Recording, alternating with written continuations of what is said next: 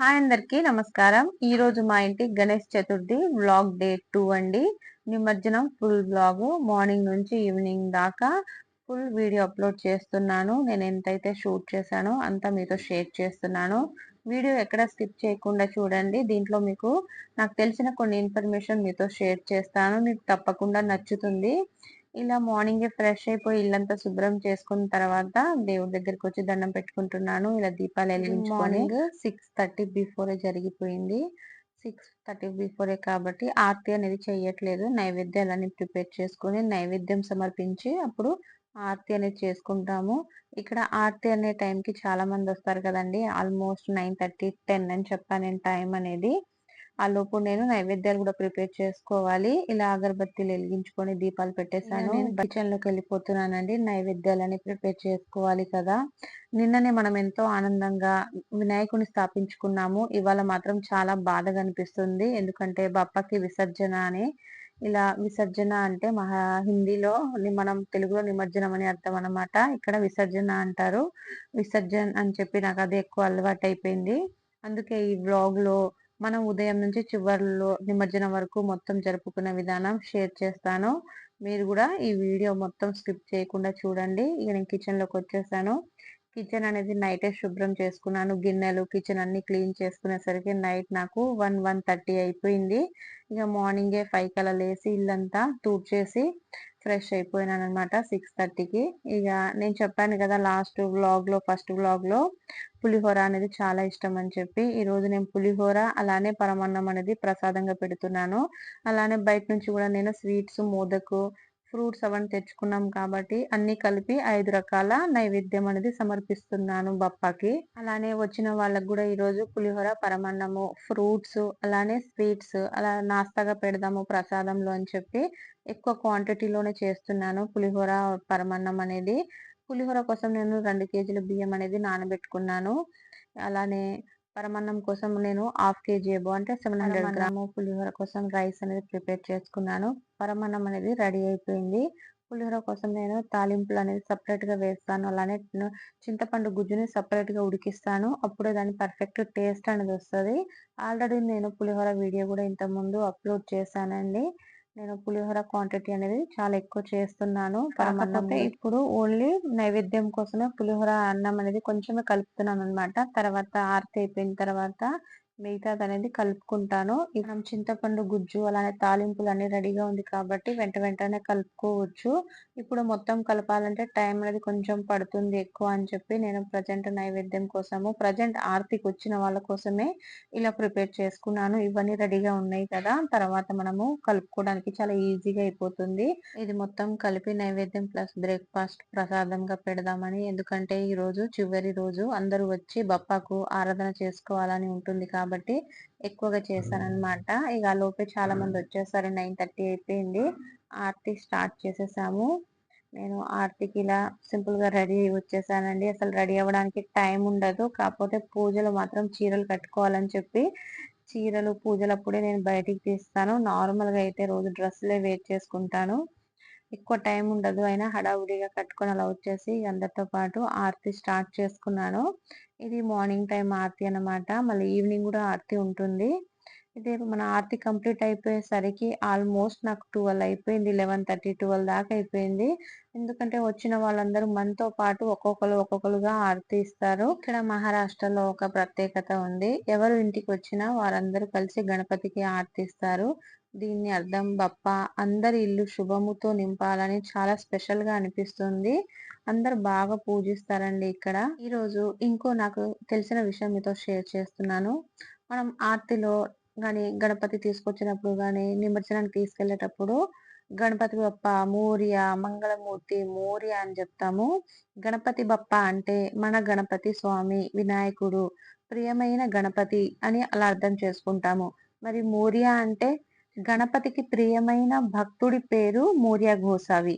ఆయన మహారాష్ట్రలో 14, 15వ శతాబ్దంలో గణపతిని భక్తి శ్రద్ధలతో పూజించేవాడు. అలానే బాగా తపస్సులు చేసి చివరికి గణపతిలోనే లీనమయ్యాడు. ఆయన సమాధి చించువాడ పూణే దగ్గరలోనే ఉంది. అందుకే భక్తులు గణపతిని పిలుస్తూ ఆయనని స్మరిస్తూ గణపతి బప్ప మోరియా అని అంటారు. ఓ గణపతి బప్పా, నీ ప్రియ భక్తుడు మోర్య ఘోసావి లాగా మేము కూడా భక్తితో నిన్ను పిలుస్తున్నాము.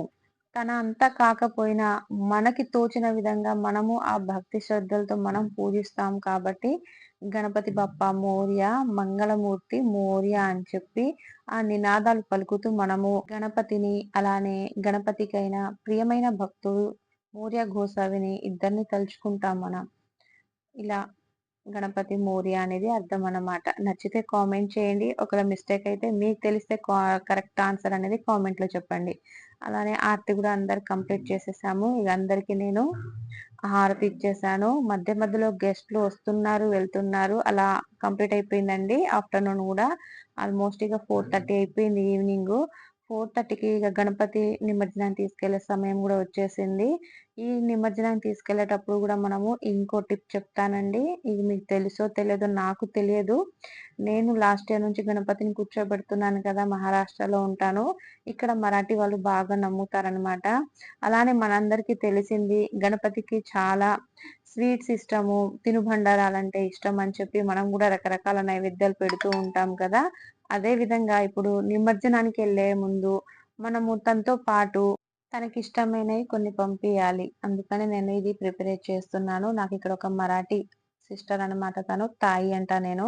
తను చెప్పారు. ఇలా గణపతి నిమజ్జనానికి తీసుకెళ్లే ముందు మనం ఇలా ఒకటి ఎర్రటి వస్త్రంలో తనకిష్టమైనవి బెల్లం, శనగపప్పు, అలానే కందిపప్పు, కొంచెం బియ్యం ఇలా విడివిడిగా కట్టి తన షోల్డర్ పైన గాని, తన చేతుల దగ్గర ఎక్కడో అక్కడ పెట్టాలంట. గణపతి ఆకలికి అసలు ఉండలేడు కదా, ఆన్ ది వేలో ఆకలేస్తే అని చెప్పి అయ్యగారు కూడా అలానే చెప్పి నవ్వారు. అందుకనే తనకి ఇష్టమైనవి ఇలా కట్టుకొని తీసుకెళ్ళాలి. లాస్ట్ ఇయర్ కూడా ఇలానే చేశాను. ఈ 4 పదార్థాలని నేను ఇలా ఎర్రటి వస్త్రంలో కట్టేసి గణపతితో పాటు నిమజ్జనానికి తీసుకెళ్తున్నాను. ఇది మన తెలంగాణలో చేస్తారో తెలియదు నాకు. ఒకవేళ చేస్తే ఎలా చేస్తారో నాకు కామెంట్ చేయండి. ఇక్కడ మాత్రం ఇలా చేస్తారు. నాకు బాగా నచ్చి నేను కూడా ఇదే ఫాలో చేస్తున్నాను. ఇలా ఈ 4 కట్టేసి ఇలా రెడీ చేసుకున్నానండి. 2 ఇటువైపు, 2 అటువైపు. మధ్యలో మనము షోల్డర్ పైన వేయడానికి కొంచెం టవల్ లాగా అన్నమాట. ఈ నైవేద్యాలు కూడా ఆన్ ది వే కోసం నేను రెడీ చేసేసాను. పూజ కూడా స్టార్ట్ అయిపోయింది. నేను కూడా రెడీ వచ్చేసాను. మార్నింగ్ ఆరతి అయిన తర్వాత కూడా మధ్య మధ్యలో చాలా మంది వచ్చి వెళ్ళారు గణపతిని దర్శనం కోసం. ఈరోజు లాస్ట్ డే కదా మా ఇంట్లో అని చెప్పి ఇలా అయ్యగారు మాత్రం ప్రతిదీ ఎక్స్ప్లెయిన్ చేసుకుంటూ పూజ చేయించారండి చాలా సేపు. పూజ కూడా ఆల్మోస్ట్ మాకు 1.5 అవర్ పట్టింది. మొత్తం వీడియో చూపించడం ఎందుకని చెప్పి చాలా వరకు నేను స్కిప్ చేసేసాను. ఇలా తను ఇంపార్టెంట్ కొన్ని చెప్పారు, అవే ఫాలో చేసామన్నమాట. ఆరతి ఏ విధంగా ఇవ్వాలి, మనము ఇక్కడ స్థాపన చేశాం కదా మోదకాలు అనేది నేను ఇప్పుడు బయట నుంచి తీసుకొచ్చేసాను. నిమజ్జనానికి తీసుకెళ్ళినప్పుడు అక్కడ రిటర్న్ లో కూడా అందరికి నిమజ్జనం తర్వాత కూడా అందరికి మనము ప్రసాదంగా ఇవ్వాలన్నమాట. దాన్నే నేను ఇక్కడ నైవేద్యంగా పెట్టేశాను.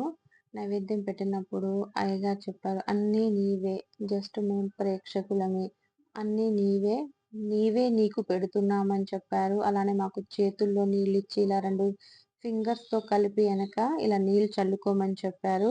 ఇలా చేసుకోవడం వల్ల మనది ఆత్మశుద్ధి అంట. ఒకవేళ స్నానం చేయకపోతే ఇలా చేస్తే స్నానం చేసినట్టు అని చెప్పి తను అలా చెప్పిన తర్వాత అందరికి ఒకేసారి నవ్వొచ్చింది. అలానే నేను నైవేద్యం సమర్పించాను కదా, మనం ఎప్పుడైనా నైవేద్యం సమర్పించినప్పుడు చూడకూడదంట. ఇలా నైవేద్యం సమర్పించినప్పుడు ఇలా లెఫ్ట్ హ్యాండ్ తో కళ్ళకి కొంచెం అడ్డంగా చేతులు పెట్టుకొని రైట్ హ్యాండ్ తో స్వీకరించు అని చెప్పి అలా మంత్రాలను చదివారు. చక్కగా బాగా ఎక్స్ప్లెయిన్ చేశారు. మేమందరం ఇక ఆరతి అనేది స్టార్ట్ చేసుకున్నాము. ఇలా ఆరతి ఇచ్చేటప్పుడు తను భజన చేసుకుంటూ శంఖం ఊదుతూ చాలా బాగా చేశారండి. ప్రతి ప్రసాదాల గురించి కూడా ఏ ఫ్రూట్ ఏ విధంగా పెట్టాలి డైరెక్షన్, ఆకులు ఏ విధంగా పెట్టాలి డైరెక్షన్స్ అన్ని చెప్పుతూ ప్లస్ మైనస్ చెప్పుకుంటూ ఎక్స్ప్లెయిన్ చేసుకుంటూ పూజ అనేది కంప్లీట్ చేశారు. మాకు వచ్చిన వాళ్ళందరూ సేమ్ లో ఆరతి ఇచ్చారండి. ఇది నేను బొట్టు చూపిస్తున్నాను కదా మీకు, ఇది ఒక స్పెషల్ అన్నమాట. ఇది మన గుమ్మానికి ఈస్ట్ సైడ్ టర్మరిక్ తో కుంకుమతో 2 పక్కల బొట్టు పెట్టుకోవాలి. దీని అర్థము మన ఇంట్లో నుంచి ఓన్లీ గణపతినే మనము నిమజ్జనానికి తీసుకెళ్తున్నాము, కానీ ఆయన ఆశీస్సులు రిద్ధి సిద్ధి మనతోనే శాశ్వతంగా ఉంటాయి. రిద్ధి అంటే ధనం ఐశ్వర్యం, సిద్ధి అంటే జ్ఞానం సుఖశాంతి అని నేను లాస్ట్ వీడియోలో కూడా చెప్పాను మీకు. అవి మనతో పాటే ఉండాలన్నమాట. అందుకే గణపతిని నిమజ్జనానికి తీసుకెళ్లే ముందు ఇలా నేను ఈస్ట్ సైడ్‌లో 2 సైడ్‌ల గుమ్మానికి గోడల పైన బొట్టు పెట్టుకున్నాను. అలానే మా బావగారు మూర్తిని ఇలా ఎత్తుకొని డైరెక్ట్ మనం ఇంట్లోంచి బయటికెళ్ళిపోకుండా మన ఇంట్లో అయితే ఎన్ని రూమ్స్ ఉంటాయో ఇల్లంతా తిరగాలన్నమాట. ఇది మా కిడ్స్ రూము. కిడ్స్ రూమ్‌లోనే నేను దేవుడి గదిని పెట్టుకున్నాను. ఇద్దరు బాయ్సేనని చెప్పి ఈ రూమ్‌లో సైడ్‌కి పెట్టేసానన్నమాట. ఆ దేవుడు మందిరం ముందు గూడా గణపతిని పెట్టి కొంచెం సేపు పూజ చేయించారు. అలానే మాస్టర్ బెడ్‌రూమ్ గూడా తీసుకెళ్లారు. కిచెన్ వంటగదిలో కూడా తీసుకెళ్లారనమాట. ఇల్లు మొత్తం తిరిగేసొచ్చారు. తనతో పాటు నేనిలా కలశం పట్టుకొని గూడా మొత్తం తిరిగాను. అయ్యగారన్నారు, "కలశం పట్టుకున్నావు గదా! ఆ చీర పళ్ళు గూడా పైన తలపైన యేసుకుంటే ఇంకా బావుంటుంది ట్రెడిషనల్‌గా" అని చెప్పి అలా చెప్పేసరికి నాకు ఇలా అది మంచి పద్ధతే. కాకపోతే ఒకేసారి నాకు నవ్వొచ్చేసింది. నేను ఆర్తి ఇచ్చినప్పుడల్లా ప్రతిసారి చీర కొంగుని ఎనక షోల్డర్ పై నుంచి ఏసుకున్నాను కదండీ! ఇక్కడ మహారాష్ట్రలో మరాఠీ వాళ్ళు పూజ చేసేటప్పుడు ప్రతిదీ ఆరతి ఇచ్చినప్పుడు అలానే చీర కొంగుని ఎనక నుంచి తీసుకుంటారు. నాకు కూడా ఇక్కడ ఉండి అలా అలవాటయిపోయింది. అందుకే ప్రతిసారి ఆరతి ఇచ్చేటప్పుడు చీర ఆటోమేటిక్‌లీ అలా వచ్చేస్తుందనమాట. ఇప్పుడు లాస్ట్‌లీ ఫైనల్లీ మేము నిమజ్జనానికొచ్చేసాము. ఇక్కడ మేమొచ్చిన తర్వాత గూడా ఇంకో ఆరతి అనేది ఇవ్వాలి. మొత్తం చాలా రష్ ఉంటదండి ఇక్కడ బాగా. ఇక్కడ గణపతికి ఆరతి ఇచ్చిన తర్వాత చెవులో మన విషెస్ ఏదుంటే అది చెప్పాలి అని ఒక నమ్మకము. ఇగ మా చిన్న బాబు, పెద్ద బాబు ఒక్కొక్క ఏదైనా ఉంటే కోరుకోండి అని చెప్పి వాళ్ళకి చెప్పాను. నేను గూడా కోరుకున్నాను. నెక్స్ట్ ఇయర్ కల్లా ఆ విష్ అని తీరితే నేను మీతో తప్పకుండా షేర్ చేసుకుంటాను. ఇగ అక్కడ ఆరతి అయిపోయిన తర్వాత కొబ్బరికాయ కొట్టి నెక్స్ట్ నిమజ్జనం ఉన్న ప్లేస్‌కి తీసుకెళ్తున్నాము. వర్షం మాత్రం బాగా పడుతుందండి. చాలా రష్ మాత్రం చాలా ఉంది. ఎందుకంటే 1 ½ డేనే ఎక్కువగా పెట్టుకుంటారు. చాలా మందికి వర్కింగ్స్ ఉంటది గదా! పిల్లలకి మాత్రం స్కూల్ హాలిడేస్ ఇచ్చారు. సెప్టెంబర్ 2 దాకా. ఇక్కడ గణపతి దివాళీకి ఎక్కువ హాలిడేస్ ఇస్తారు. ఇక్కడ స్టేజ్ అరేంజ్ చేశారు. నేమ్ ఎంట్రీ చేయాలి. అలానే లైన్ క్యూస్ చాలా సిస్టమాటిక్‌గా చేస్తారిక్కడ. ఆన్ ది వేలో వచ్చేటప్పుడు వీడియో అనేది షూట్ చేయలేదు. కంటిన్యూ‌గా వర్షం పడుతుంది. మొబైల్ తడిచిపోతుందని చెప్పి క్రాకర్స్ గూడా తీసుకొచ్చారు చాలా. అవి వర్షానికి తడిచి సగం పగిలినాయి. సగం పగలలేదు అలా. మా బావగారికి చాలా ఇంట్రెస్ట్ అన్నమాట. పిల్లలు గూడా బాగా ఎంజాయ్ చేశారు. మధ్యలో మొత్తం కొంచెం చీకటిగా ఉండడం, వర్షం పడడం వల్ల వీడియో అనేది మొత్తం షూట్ చేయలేదు. ఇగ ఫైనల్‌గా మేము ఇక్కడ నిమజ్జనం ప్లేస్‌కొచ్చేసాము. ఇక్కడ గూడా టేబుల్ ఉందన్నమాట. టేబుల్ పైన పెట్టేసాము మూర్తిని. తనన్నారు పూల దండలు, ఇలా వస్త్రాలు ఇవన్నీ తీసేయండి. ఇవన్నీ తీసుకెళ్ళకూడదని చెప్పి. ఇవి వేరే అక్కడ ఇలా బాక్సెస్ ఉన్నాయమ్మా అక్కడ పెట్టేయమని చెప్పారు. ఇవి వాటర్‌లో అనేది పడేయకూడదని చెప్పి తనతో పాటు కొబ్బరికాయ ఇచ్చాము. వాళ్ళకొక కొబ్బరికాయ ఇవ్వాలి. ప్రతి ఒక్కళ్ళు గణపతిని తీసుకొనెళ్ళినప్పుడు ఎంతమందెళ్తే అంతమంది ఒక్కొక్క కొబ్బరికాయ అనేది ఇవ్వాలన్నమాట విసర్జనానికి. ఇలా నేను దండలు, వస్త్రాలు, టవల్ అవన్నీ తీసేస్తున్నాను. ఇవన్నీ మనము అలంకరించుకునేటప్పుడు ఎంతో ఆనందంతో అలంకరించుకుంటాం గదా! తీస్తుంటే నాకు చాలా బాధనిపిచ్చింది. కానీ తప్పదు. పిల్లలు గూడా చాలా ఫీల్ అవుతున్నారు. 10 డేస్ ఉంచాల్సింది గదమ్మా! 1 ½ డేలోనే నిమజ్జనం చేస్తున్నాం ఎందుకలా అని చెప్పి. ఇగ మా బావగారికి షిఫ్ట్ వైస్ ఉంటది. తనకెక్కువ లీవ్స్ ఉండవు. ప్లస్ నేను ఒక్కదాన్నే అన్నీ హ్యాండిల్ చేయలేను కదా! మనకి మనకెంత ఓపికుంటే అంత ఓపికలోనే మనకి కుదిరిన విధంగా భక్తి శ్రద్ధలతో పూజ చేసుకోవాలి బేటా. మళ్ళీ నెక్స్ట్ ఇయర్ ఫీల్ అవ్వకూడదని చెప్పి వాళ్ళు వెనకే ఉన్నారు. అసలు రాట్లేదు పిలిచినా గూడా ముందుకి. ఇగ అవన్నీ తీసేసిన తర్వాత తీసుకెళ్తున్నారండి. నాకు వాళ్ళసలు దగ్గరికి రాట్లే. మా చిన్న బాబే ఉన్నాడు. గణపతిని తీసుకెళ్తుంటే మా పెద్దోడు, చిన్నోడు ఇద్దరు తీసుకెళ్ళిపోతున్నారు అని చెప్పి బాగా ఫీల్ అవుతున్నారు. నిజంగా నాకు గూడా అసలు లోపల నుంచి బాగా ఒకేసారి బాధనిపిచ్చేసింది.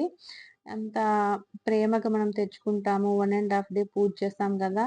తప్పదు. అయినా అదొక ఫీలింగ్ ఎమోషనల్ ఫీలింగ్ వచ్చేస్తుంది. ఇగ మా మూర్తి అనేది ఎళ్తుందండి వినాయకుడిది. అందరూ బాగా భజన చేస్తున్నారు ఇక్కడ గూడా. బాగా కంటిన్యూ‌గా వర్షం పడుతుంది. అలంకరణ, పూలు, వస్త్రాలు అన్నీ తొలగించి కేవలం మూర్తిని మాత్రమే నీటిలో 3 సార్లు ముంచి నిమజ్జనం చేస్తున్నారు. ఇంకో మూర్తి చూడండండి నీలం కలర్‌లో ఉంది. చాలా బావుందనమాట. చాలా అట్రాక్టివ్‌గా ఉంది. ఇగో మా గణపతి వెళ్తున్నాడు. మా పిల్లలు మాత్రం గణపతి బప్పా మోరియా, పుడ్చా వర్షి లౌకర్ యా అంటే వచ్చే సంవత్సరం త్వరగా రమ్మని మనం ఆహ్వానిస్తున్నామని అర్థం అన్నమాట. ఇక్కడ హిందీలో ఇలా చెప్తారు. ఇలా 3 సార్లు ముంచేసి నిమజ్జనం చేసేసారండి. బప్పా వెళ్ళిపోతున్నప్పుడు చాలా బాధనిపిచ్చింది. కానీ ఆయన ఆశీస్సులు మాత్రం మనతోనే ఎప్పుడూ ఉంటాయి. నేను కూడా మనస్ఫూర్తిగా కోరుకుంటున్నానండి. మీరు, మీ కుటుంబ సభ్యులందరూ చాలా సుఖ సంతోషాలతో ఉండాలని చెప్పి, ఇలా నిమజ్జనం చేసిన తర్వాత మన కలశంలో ఉన్న కొబ్బరికాయ నీళ్ళు అక్కడ లోపల పడేసి, ఆ అక్కడున్న నీళ్ళనేది మనకిస్తారు. అలానే నిమజ్జనం చేసిన దగ్గర నుంచి కొంచెం మట్టి అనేది మనకిస్తారనమాట. ఇక్కడ స్టేజ్ అరేంజ్ చేశారు ఇక్కడున్న వాళ్ళు. అక్కడ కొబ్బరికాయ, పూలు అవన్నీ మనకి ఇలా ఇచ్చి సన్మానం చేస్తారు. నిమజ్జనం అయిన తర్వాత కలశంలో ఉన్న నీరు, మట్టిని తిరిగి ఇంటికి తీసుకొచ్చి మనము గణపతిని ఎక్కడైతే స్థాపన చేశామో అక్కడే పెట్టేసాము. పెట్టేసిన తర్వాత ఇంకో హారతి అనేది ఇస్తున్నామండి. ఈ నీళ్ళు, ఈ మట్టిని మనము తులసి కోటలో వేసుకుంటే చాలా మంచిది. అలానే చేస్తా నేను ప్రతి సంవత్సరం. ఇంటికొచ్చాక గూడా ఇలా ఆరతి అనేది అయిపోయింది. అంతా తడిచిపోయినాం కదా! గొడుగు గూడా పట్టుకోలేము. పిల్లలందరూ ఫ్రెష్ అయిన తర్వాత డెకరేషన్ చూసి చాలా అంటే లోన్‌లీగా ఉందమ్మా. ఏదో మిస్ అయినట్టుంది. నిన్న ఈ టైంకి మన ఇంట్లో గణపతి ఉన్నారు. ఈ టైంకి లేరమ్మా. అంతా ఖాళీగా అనిపిస్తుందని చెప్పి ఫీల్ అవుతున్నారనమాట. డే 2 వ్లాగ్ అండి. గణేష్ చతుర్థి స్పెషల్ నిమజ్జనం డే సెకండ్ వ్లాగ్ అనమాట. ఈ ఫుల్ డే వీడియో మీకెలా అనిపించిందో నాకు కామెంట్ చేయండి. అలానే ఈ వ్లాగ్ మీకు నచ్చితే లైక్ చేసి, షేర్ చేసి, సబ్స్క్రైబ్ చేసుకోండి ప్లీజ్. బాయ్ అండి.